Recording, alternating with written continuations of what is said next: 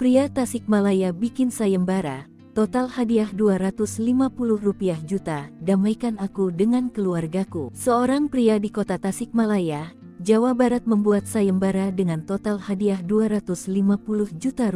Sayembara itu terbilang unik. Pasalnya, dia hanya ingin siapa saja orang yang bisa mendamaikan dirinya dengan keluarganya. Sayembara itu diumumkannya dalam sebuah video dan viral di media sosial. Dalam video itu tampak seorang pria paruh baya mengenakan kaos merah lengan pendek. Pria itu didampingi seorang wanita muda berhijab di sampingnya. Pria berambut putih itu memegang gepokan uang yang diduga senilai Rp250 juta.